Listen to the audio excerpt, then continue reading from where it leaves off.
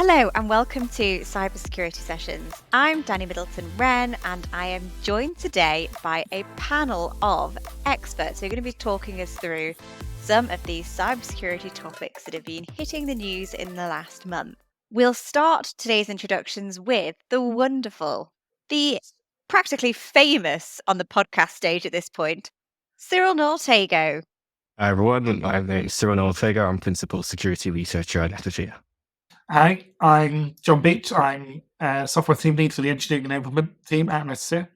Hi everyone, my name is Karol Horosin and I'm an Engineering Manager here at Netacea. Great. Thank you, everyone. And if it wasn't clear by everyone's titles, today we have got a mixture of expertise joining us. So we'll make sure to cover the threat research analysis, the business analysis, and the technical expertise. So we will be talking about the importance of data privacy in generative AI as it starts to take over the world, the 23andMe credential stuffing attack, and the attack of the month, Freebie bots. So let's chat a little bit about ChatGPT. As I just said, it has been taking the world by storm, along with Google Bard over the last year. The applications for these tools are seemingly endless, from writing emails and suggesting content ideas, down to creating business plans and generating code. Both businesses and individuals have been boosting their productivity using generative AI. But how many people have considered the privacy pitfalls of inputting sensitive data information into their prompts? Cyril, I'm going to come to you first. Do you think that tools like ChatGPT state what they do with their data?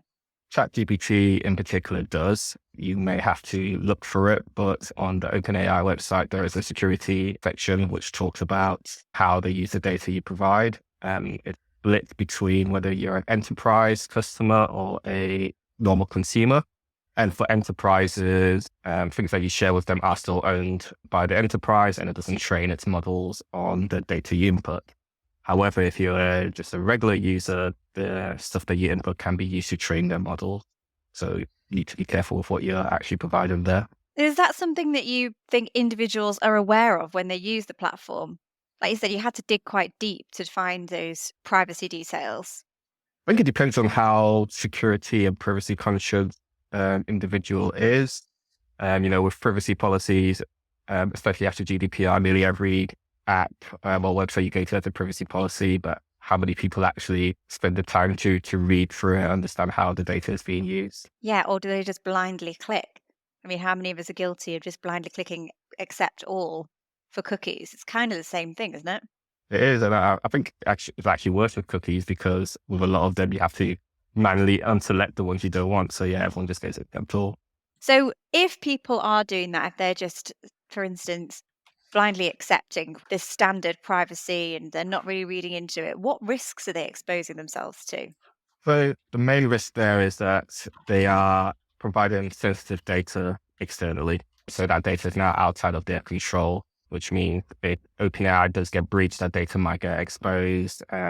If attackers find another way of getting the information out of OpenAI, that data is now exposed. And also, just because it's out of their control, especially if it's a enterprise customer who's not using the enterprise version of ChatGPT. So let's say this is an organization where people are just going on ChatGPT themselves. They might be leaking sensitive company information that the company doesn't want out there as well.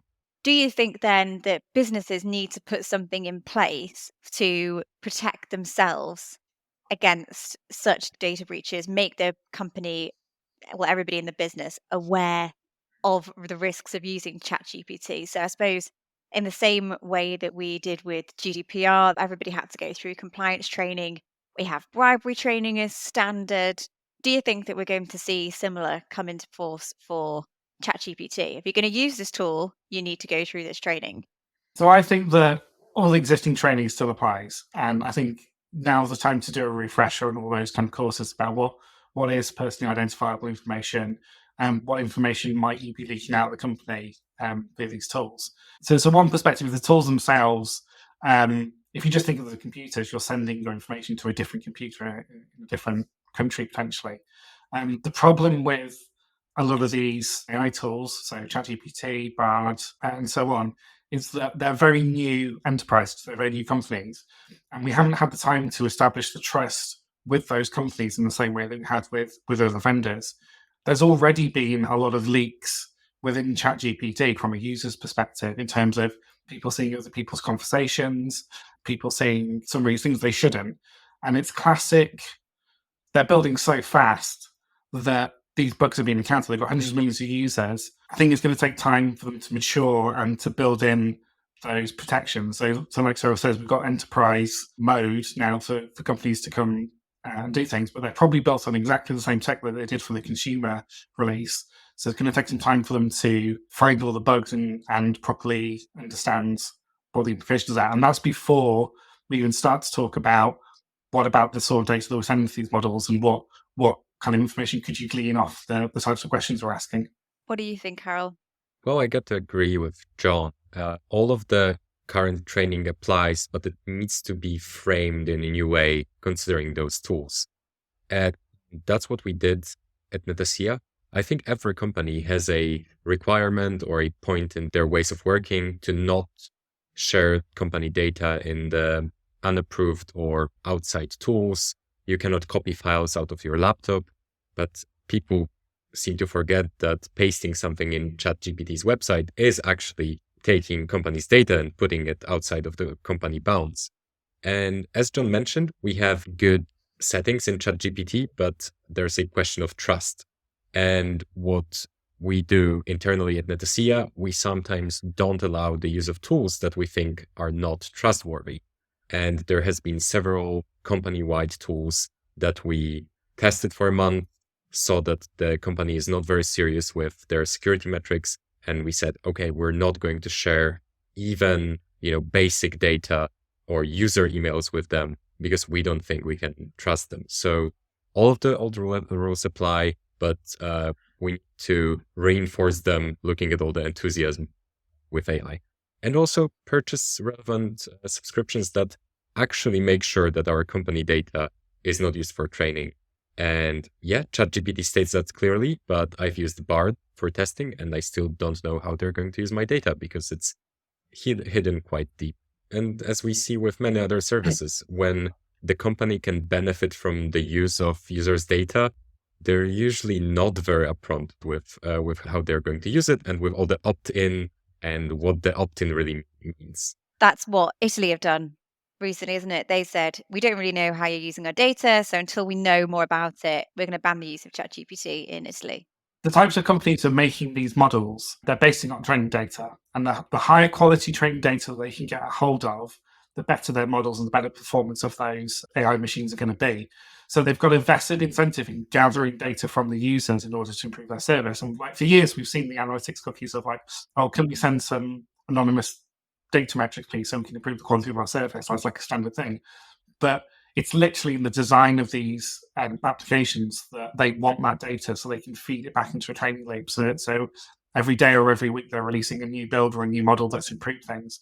That's a real risk for, say, our kind of business, any kind of business that wants to start engaging with these tools, these facilities to start automating things, because we're giving away so much data. So my always thought from that is the only way that we really protect against this is if these models can become small enough or compact enough that we can start to run them in-house. And then you've got an additional layer of trust where you're saying either we're training our own versions of these models or we're running the models purely on our own hardware so that we know 100% for certain that the data never leaves our estate.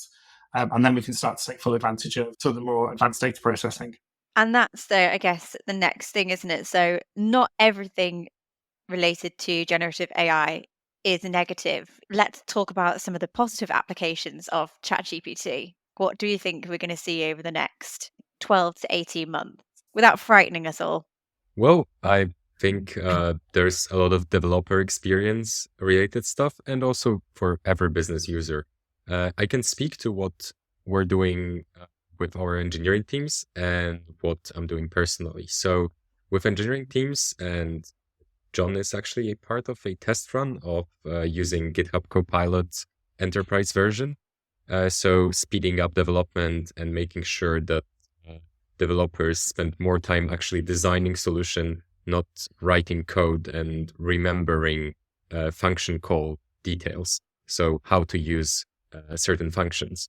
But there's all sorts of generation tasks that can be used.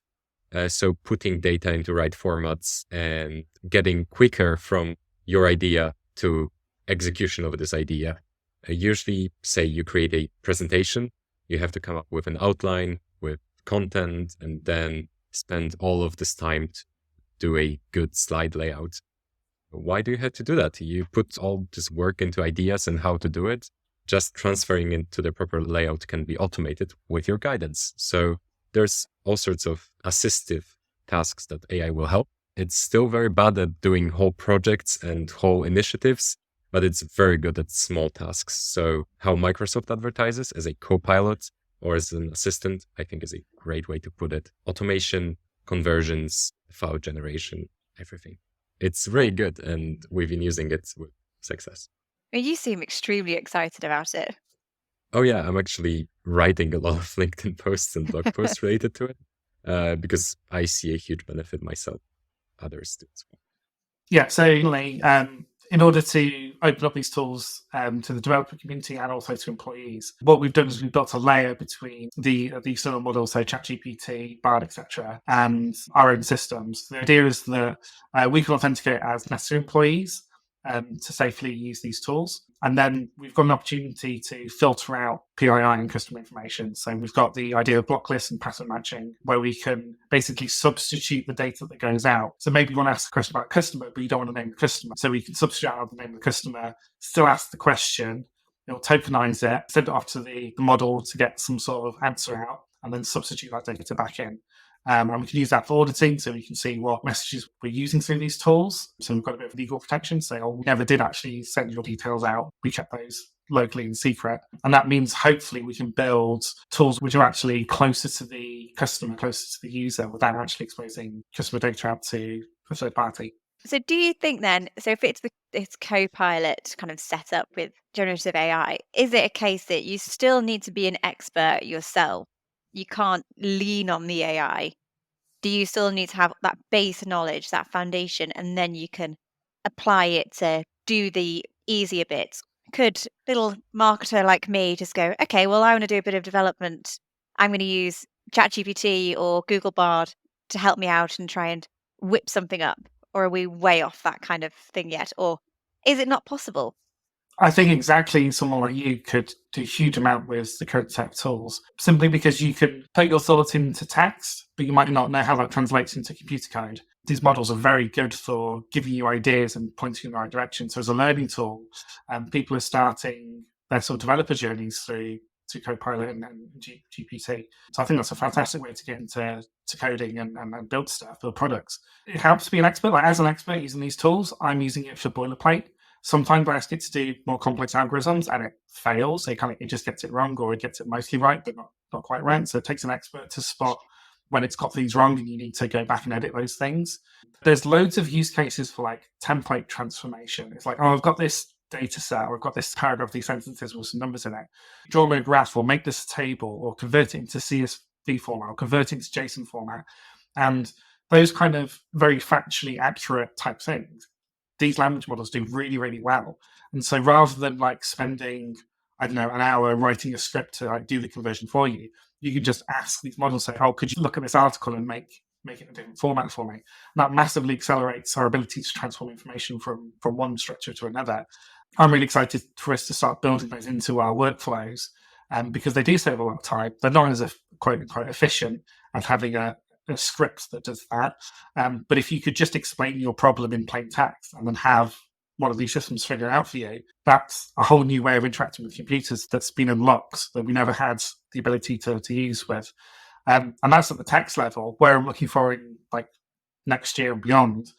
These multimodal models where you give it a problem and it'll generate you an image, it'll generate you audio, it'll generate you maybe 3D models in the future. There's all this potential that becomes unlocked as these models become more clever. And then something that's a really powerful aid to everyone's workflows. I mean, you really sold it to me there. I'm now thinking, maybe I'm going to start using it to build something exciting. I don't know what it's going to be off the top of my head, but who knows? I feel like fire's been handed down from the gods again. It's a really exciting time to be alive. Oh, wow. Yeah, have you guys tested the new ChatGPT voice conversation feature? It's so scary. Actually, today I've been preparing some research for a topic, and basically I was browsing the web and at the same time had it on and asked some questions so it can look it up when I'm reading some other stuff. It is scary good, and also the voice is made realistic because it introduces pauses in speaking. Those there's some static, so it sounds a little bit like a phone conversation. The realism is really scary, and it answers really well. Sometimes long, because, say, ChatGPT is quite verbose and likes to talk a lot, but when you ask it to be concise, it's scarily close to a conversation with human. I think they're rolling it out to Plus users. Wow. Maybe next podcast we can have ChatGPT join us. We could actually have a few questions back and forth with it. We should definitely do that. We've talked about ChatGPT a lot on this podcast. The next logical phase is to have, we could bring in 2 of the biggest guest stars of this season's podcast. We could have ChatGPT talking in Taylor Swift's voice. Well, don't forget about the third biggest star, which is Cyril. Yeah, of course, naturally. I think the thing to watch for is that over the next year, there's going to be a lot more models available to us. So Facebook are in the running as well. They've got their open source Llama model, which is comparative to ChatGPT 3.5. So it looks like GPT-4 is the leader at the moment from OpenAI. But there are lots of companies training their own AIs in the background and working on ways to train open models so that companies, countries, etc., can have their own models that aren't constrained by this third party. So it's going to be really exciting to see these tools sort of disseminate through the business world and people find new ways of using them. Yeah, and how businesses start to get comfortable with using it across their teams as well. That'll be a really interesting thing to see. So next up, we are going to be discussing the 23andMe credential stuffing attack. So a couple of weeks ago, it was revealed that millions of records taken from genetics testing site 23andMe were available for sale from an underground forum. The company confirmed that the breach was genuine, blaming a credential stuffing attack. Because 23andMe users can opt into sharing their information with relatives also using the service, millions of users could be exposed in the attack. The attacks exfiltrated details, including ethnicity, with the first batch of records advertised as identifying members from Jewish backgrounds, which is concerning considering recent world events. So, Cyril, I'm going to start with you again. Would you be able to give us an overview of credential stuffing attacks and how they work? Yeah, so a credential stuffing attack is basically where an attacker will get a list of username and password pairs from a previous, often unrelated hack or data breach. And then they'll use a bot to test these username and passwords on a new website or web service at scale by attempting to log in. Now, if any of the username and passwords have been reused between the previous data breach and this new website, the attacker now gets access to those accounts. So an attacker can take maybe a list of maybe 1 million username and password pairs from an old breach, throw them in a new site, and let's say 1% of them have been reused. They've now got access to thousands of accounts. And so why is it then that 23andMe are blaming their users for the exposure? Is it because of, like you said, because they think the users are reusing passwords? Yeah, it's an interesting one because a credential stuffing attack only works if the credentials have been reused. But in any cyber attack, there's never just one party to blame. I think it's always a bit more nuanced than that. And yes, on one hand, you can say that the users shouldn't have reused passwords. And, as a security community, we're trying to do a lot to educate people that you should have unique passwords for every site. But as a company as well, it's up for you to differentiate how you protect your users' data in spite of the user. There's not just one way of protecting against credential stuffing attacks. And especially, we've done some research recently in our Death by Alien Bots report, talking about kind of the loss of customer satisfaction from attacks such as Credential stuff. And if, as a company, your users' account are getting breached, and then you're blaming them instead of kind of offering ways to protect them, that's not going to be very good for customer satisfaction either. No, I don't think I've ever seen any company totally blame the customers and their users before for a credential stuffing attack. Usually it's, okay, this attack has happened, here's what you need to do, rather than it saying, well, this is quite frankly your fault. I think part of it might be trying to reduce liability on their end. So especially with, regulations like GDPR, you've got duty for your customers' data. And by kind of shifting the blame, they're saying actually, and I think in their press release, they said something like, there was no intrusion in our system. But even, I think as recent as, a few months ago, data protection authorities such as the Information Commissioner's Office and others spoke about Credential stuff and about how big a threat this is. So it's not a new attack that companies are getting blindsided by. This is a known attack, and the supply of leaked credentials is only growing. So companies really need to take some responsibility and do a bit better. Yeah, because like you said, it's going to come back to bite them in the bum when it comes to their reputation later, isn't it? Oh yeah, and this can make or break a company. That's what we see here is a result of a leak that's been based on internal data sharing, so matching relatives within a service, within a genetic testing service. But one thing I think that was pivotal to Facebook's market dominance was all those Cambridge Analytica scandals. And they basically were heavily blamed for what happened as a part of legitimate data sharing with external companies. So, and I think Facebook is not the same ever since. It has decreasing user base, and Meta is still strong with their other products they bought. But Facebook itself is just groups and marketplace. And mums. And moms. Yeah.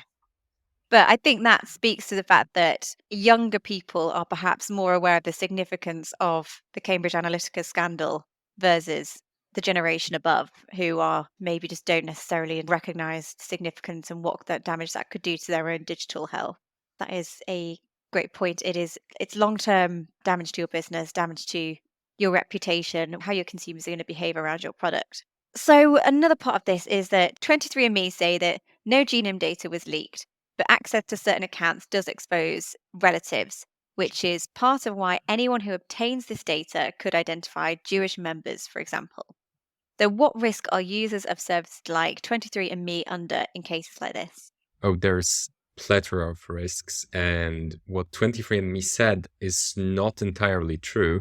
And that's part of the lawsuit, because they claim that no genome data was leaked. But at the same time, they agree that the credentials to accounts were leaked, which allow access to DNA data. But I want to be here a little bit calming to all the users.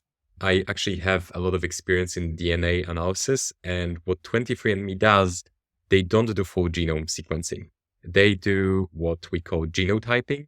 They identify only variants of genes that are relevant for several diseases and stuff like finding ancestors or matching relatives. So in no case there was your whole genome leaked. The reason for that is because full genome sequencing is, say, $300, $500, or even $1,000. Well, a kit for 23andMe right now is $130. You can get 50% off sometimes, so $60. So they do partial DNA matching. But what happened there is very interesting business and product wise. And we have a lot of executives here listening and people that are responsible for products. And the main source of how big this leak was 23andMe DNA relative option. So you could opt in, and you were very encouraged to opt in to be matched with your potential relatives using the service. And this feature had a really heartwarming stories connected to it. People were finding lost sisters. You were able to find your biological parents. There were a lot of, stories in the news of reunions after decades. That was great. But this feature previously also helped catch criminals or even I have a good story for you. That's not a personal one this time. There was this case where actually through a very similar service, the user found that the doctor she consulted on her IVF is a father of her child. And what actually happened is this doctor used his sperm to perform IVF, and he had 50 to 100 kids over his years of practice. And there are several stories like actually. And those doctors are not longer practicing because they clearly breached boundaries of ethics. So, And many other boundaries. I hope they're in prison, perhaps. That's unbelievable. yeah, so there were good stories out of these features, but also stories like that where criminals were catched. And police sometimes use those services to maybe not find criminals, but find relatives of criminals. And in this way, identify who the criminals were. So really useful feature, but it had one huge drawback. It was that users were highly encouraged to use it because it was a very public feature. That's a part of why people were using the service. So you might have opted in not knowing that potentially hundreds or thousands of people will see your name and surname and will be able to connect to you. So a lot of the data that was leaked in this leak were not directly accounts, but also details of relatives of accounts that were hacked. Yeah. This way, millions of people were exposed in this leak, but not necessarily all of them had accounts. I'm absolutely flabbergasted. And just, for the audience's benefit, Cyril and I were sat here with our mouths agog as Karol was talking through that IVF story. I cannot fathom that that's happened. But then, we can. We've all heard horror stories similar to that effect. Bot attacks are becoming more frequent, more time-consuming to stop, and cause untold damage to your brand. Thankfully, Netacea Agentless Bot Management detects up to 6 times more threats and stops bots automatically. Block more bad bots. Go to netacea.com. And while we're talking about those data sharing features, I think I'd like to put them in a context of other data sharing features that others have, because we're talking DNA. That sounds a little bit abstract, but I mentioned that product people may be interested in that because many of the products have data sharing capabilities. We have unintentional ones, like in ChatGPT, where users could saw conversations of other users. But also ChatGPT has a feature where you can share the conversation with ChatGPT and you can expose potentially some of your data. And there's a lot of stuff. Facebook has what they have, suggested connections. And they based suggested connections, suggested friends on your location data, your interests. So this can expose potentially your interest and location data. They made sure that's not the case, but they had more risky features like that before. Facebook had a feature where they could identify you on other people's photos. So what you could do is you could have uploaded a photo of a person you saw in a coffee shop and then identify this person by letting Facebook identify them. So they are not offering this feature anymore. Instagram, they had a feature where you could see all likes and activity of other people several years back. I remember it. It was heavily used by stalkers. Yeah. Or maybe many people. Yeah. I couldn't say I used it myself, but aware of it. Some yes. people have looked at this tab a lot. Some people with too much time on their hands. And there's a lot of stuff like that, streaming services, their friend activity, fitness apps. So this is a reality of many products. In most of the products, it's not as serious as genetic and ethnicity data that may be used in a malicious form or by hate groups, but still it's a risk. So I think those cases like 23andMe are really educational for people that design products. Yeah, this is why we're kind of talking about it today as well as the leak itself, the significance of the credential stuffing attack.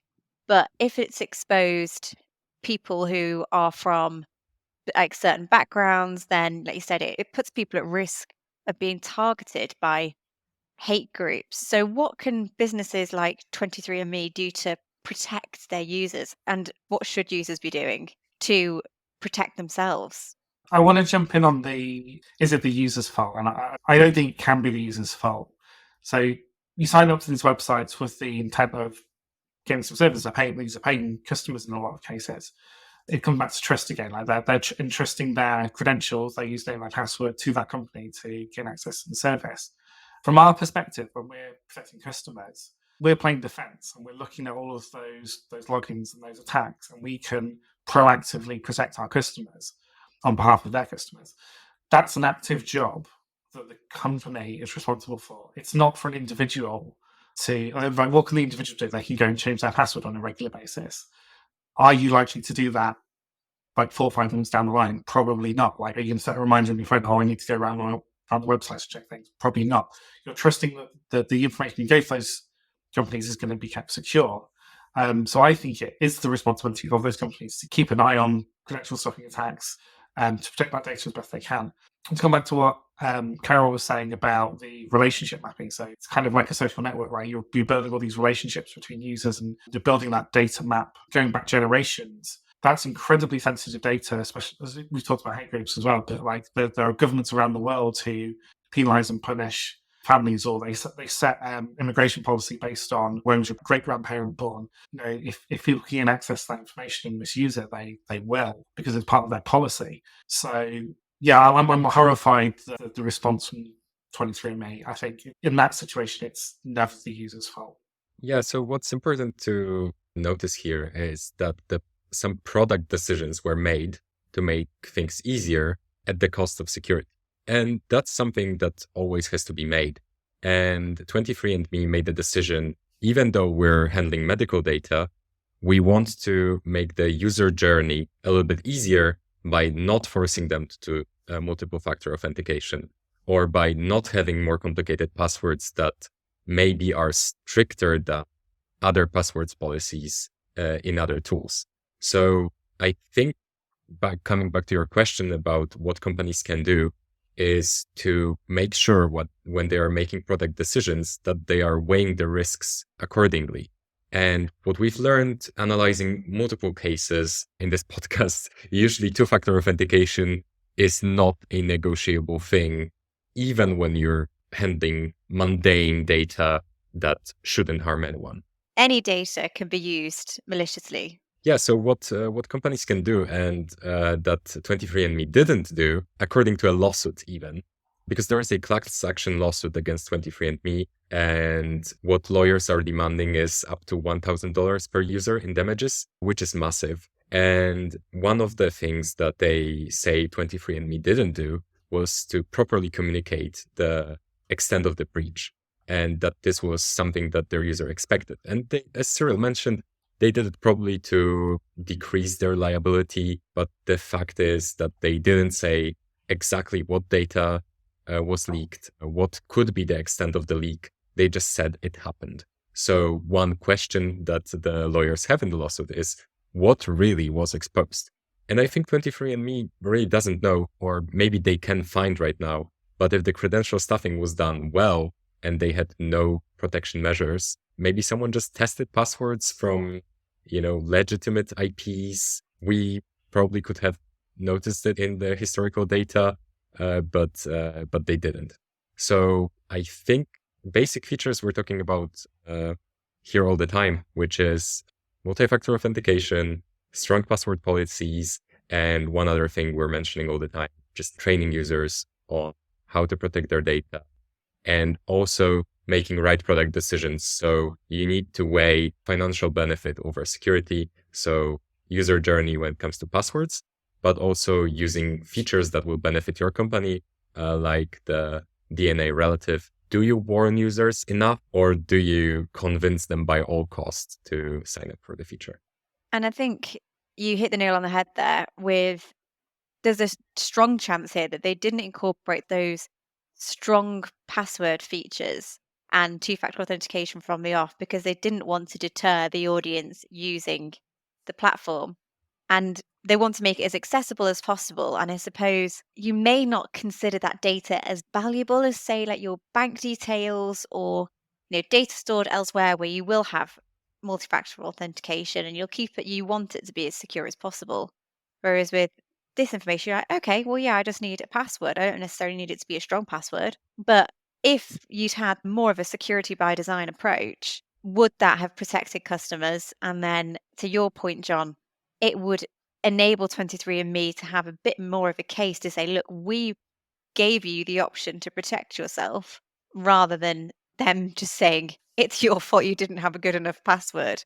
Yeah, so the message out of this is when it comes to ChatGPT, other tools, watch out where your data goes. One cautionary tale to sum it up for users, 23andMe in 2018, some of their shares were acquired by GlaxoSmithKline, which is a big pharma, and they entered a partnership in which 23andMe shared their patients' data for drug research. And that wasn't stated as a possibility before. It was with a really small print and you could opt into it. But they finished the partnership with going public, the US stock exchange. So they clearly aimed for profits there. You cannot blame them. They used their data to their advantage, but there's a huge risk and a huge temptation to use those services. But companies have to make money, and you have to always ask yourselves, like John mentioned, what is the interest of the company? What are they making money on? And if they're making money on your data, you should be cautious of what you put there. The perfect answer from a company after Beech is obviously admitting fault, but being able to say we've got an active security team who's investigating the issue or investigating attacks. That's a reassurance to users that they were actively trying to defend against such attacks, and this is one that got through that they weren't able to protect, and they learned lessons from it. Another content leak that I've seen is where inactive users get prompted, they get sent emails, so the MFA kind of Routergate. So it's like, oh, why is this user logging in after 6 months? Maybe we should send them a reminder email to check that they are actually a real user, they are trying to log into the website, it's not just a credential stuffing attack. So there are relatively simple things that companies can be doing to protect their users that just didn't occur in this case. I think one of the things that this hack has shown is a lack of adequate detection as well. There's multiple facets to security, and the fact that 23andMe became aware of this due to a post on a hacker forum means that they didn't have the internal detection tools required, or at least they weren't able to capture this when a hacker gave out some external notification to them as well, which I think is the case in a lot of these types of attacks, and serves to reduce user trust even more. That, yeah, you didn't actually find this till someone told you that we had done this to you. When you've got an attack like this, because it's scripted, there's often an automated pattern that you can spot.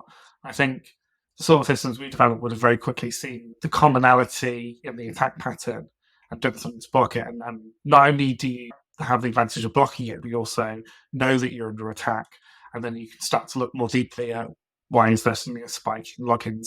That kind of active monitoring goes your own estate to see if there's any breaches occurring. Okay, let's move on to our attack of the month. So just last week we had Amazon Prime Day, and next month we have Black Friday. So with that in mind, our attack of the month is one that is likely to exploit such events.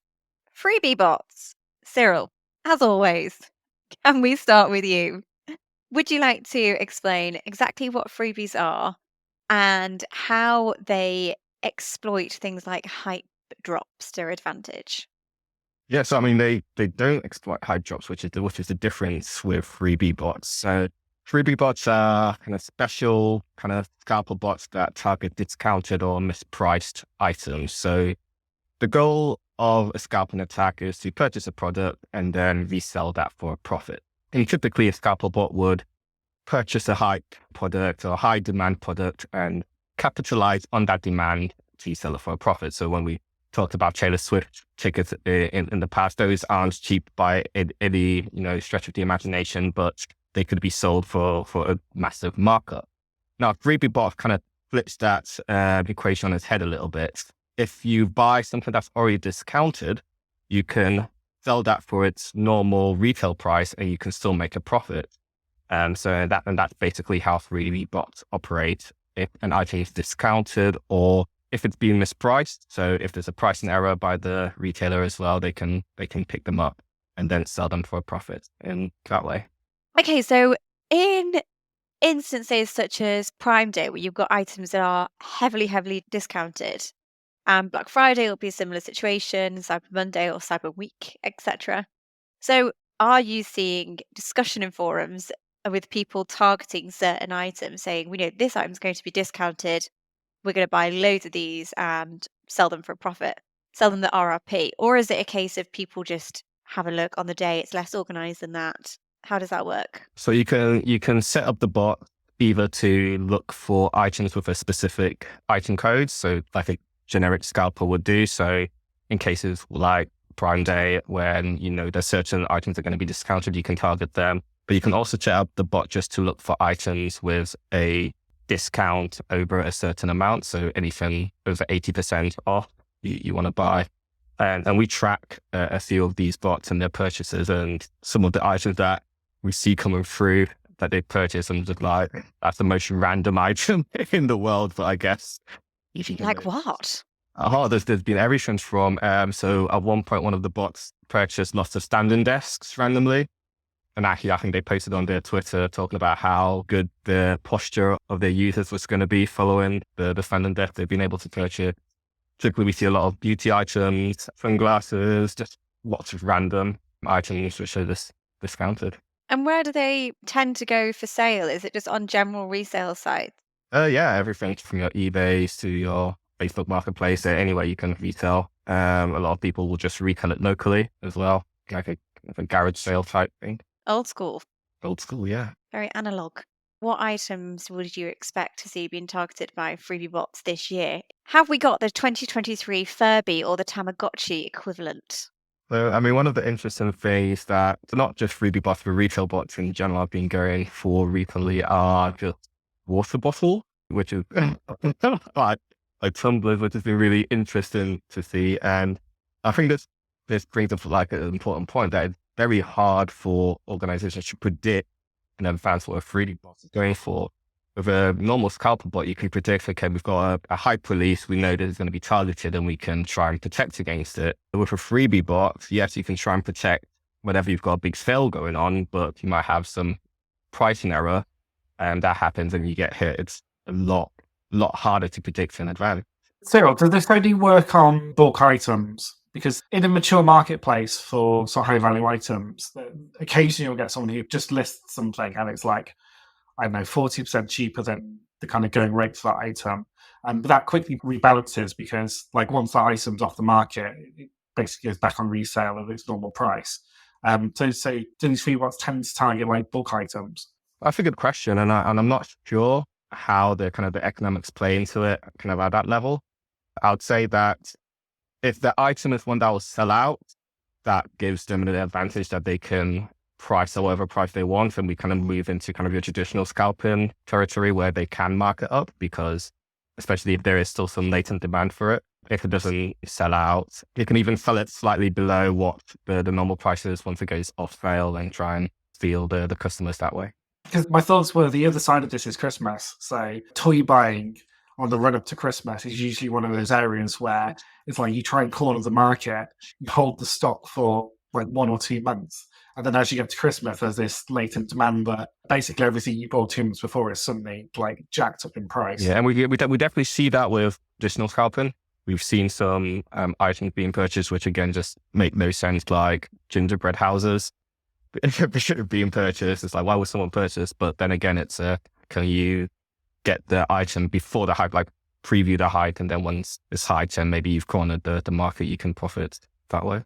And is that, when you say corner the market and get to the hype before it becomes a hype, do you mean that if I wanted to buy a bunch of gingerbread houses now, that would be me saying, right, I know they're going to be really popular in a month and there's going to be a load of demand for it. I'm going to buy them all at a discounted price now, resell them at future dates at RRP. Is that what you mean? Yeah, whether or not they're discounted now, then buy them now and sell them. I think with some things, especially seasonal things, you can try and buy them out of season when they're discounted and stay for the season, depending on obviously if it's something that has an expiry or not. But I can see people using Freebie bots maybe post Christmas to buy old Christmas related items and say for next Christmas. Like Christmas cards and such. So is this actually a problem for companies, or is this just good business? That's a very good question. So it depends on what it's doing to your site, right? With the scalp and bot problem, there's essentially two ways it becomes a problem for a company. One is that it causes a degradation to your site due to the traffic, and the other is that it reduces customer satisfaction because they can't get what they want. And for Freebie bots, the customer satisfaction bit might not be as heavy because, unless they're exhausting all the stock, the customer can still get what they want, although they might not be able to get the discount that they want. So if I'm a customer and I'm looking forward to the item and it's finally gone on sale and I want to buy it and I can't because the Freebie bots have all bought it, they're still that rich. And then the site degradation, if enough bots are hitting your site, that can bring it down. I think there's a third risk with Freebie bots, which you don't have with your typical scalper bots, and that's mispriced. If there's an accidental pricing change on your website and the bots hit it, because they're monitoring, right? So they might see that change before you see that change and exhaust your stock. You've lost the revenue that you'd have made from that item. Yeah, what happens and was really interesting to me when I read about this is Freebie bots not often target discounted items, but free items. So, and they become free by human error or automation error. So imagine you have a online store and you just add an item to your offer and you save it, but you forgot to add a price, or you wanted to update price later after you saved the description. And in the time between you save the description of the item and it gets added to the store, and then you change the price to the proper one, minutes after, someone can use the bot to buy all of your stock. And then you won't even notice what happened because, say, if you're using service like Amazon Fulfillment, they will ship it out automatically. You won't have to ship it, and you will lose all your stock and pretty much sell your items for free. So this is really, really dangerous. And I even saw, regular people with questionable ethics looking for those bots in Reddits. They were like, oh yeah, just buy this bot, buy some proxy service, and you'll get one free item from Amazon per day. I suppose that brings us nicely to the legality of using Freebie bots. Is it black and white? Is it a case of, you shouldn't be using these? Or is it a case of it's just unethical? I think it's a gray area at the moment. There's no legislation that prohibits using a Freebie bot as far as I'm aware. There's obviously going to be ethical considerations to buying mispriced items. So if you know that the retailer did not intend for something to be this price and you are purchasing at that price, and even worse, you use an automation to purchase all of the items at that price. From an ethical point of view, that's definitely on the wrong side. From a legality point of view, I'm not sure. And I think maybe that's something that needs to be discussed, similar with ticket scalpings by governments. Yeah, but I think the police is listening, because I don't know if our listeners heard, but in Cyril's background, there was a police siren. So, maybe they're trying to do something about it. I think anyone listening would agree that it's not fair, but I think many people would find justifications for it. Like, you're stealing from large corporation, not from an individual. So people have different ethics, outlooks at this, sadly. I think what is lacking in those websites and services is usually when you have a drop, you have to protect this part of website. So businesses are just unprepared, because if you're dropping a pair of Nikes, you know that this particular product website has to be rate limited. You have to have a queue or something else in front of it.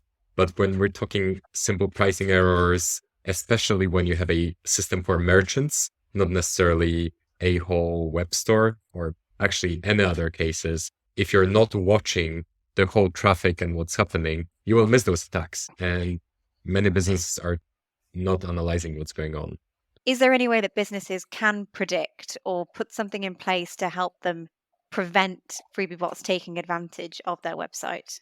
I think the prediction part is hard. I don't think this is something that you can predict. As Karol said, this isn't a hype drop that you're expecting to be hit. So it becomes, again, a matter of detecting. So on an item level, is there a spike in the amount of purchases of this item that was maybe unexpected, and looking into that? Yeah, and also this has to be done carefully as well. And the case of retailers, because in several countries there are laws that state that, clicking and making a purchase is actually making a legal contract between a seller and a customer. So detection before the sale is crucial. So on the level of knowing that someone has malicious intent or did some actions that point to it, because in many countries, especially probably in the EU, where there's heavier legislation, the click means similar thing to signing a contract, which we've actually, talked recently even that sending an emoji can be considered agreeing to a legal statement. That's actually, I think, something we were trained on at Netacea on, that if you say an okay to a customer on Slack, this means this can be later in court considered agreeing to someone's terms. So even clicks of users on websites mean contractual repercussions. That was going to be my next question. Does it depend on the emoji used? Does it have to, if you send a cat, for instance, a dancing cat in response to a customer, will that be perceived as an okay, as a positive sign? I think these are going to be really funny trials and cases. Because I don't know. I know that some people created an emoji with my face in the company, and I'm not sure what that means. I think there's this concept of regularity in law.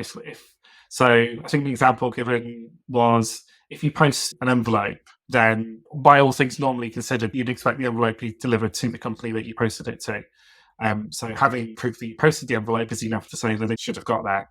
So I wonder in the future if we could have tests for what's the common meaning of emojis. Should we use like a standard trait model to be like, no, in that context, a happy face means X, and we've got the data. We've sampled 10 million interactions to establish what the baseline meaning of that response means. Absolutely. I mean, you were talking earlier about multimodal AI. I don't think we need voice and all that stuff for ChatGPT. I think we need emoji intelligence. We do. There must be some sort of sample data that we can pull from in certain age ranges, or maybe just across Slack. Like, this emoji is used most frequently to denote celebration. It's Carol's face. But the best part is they're already encoded, so you can have conversations in emojis. It's quite fun.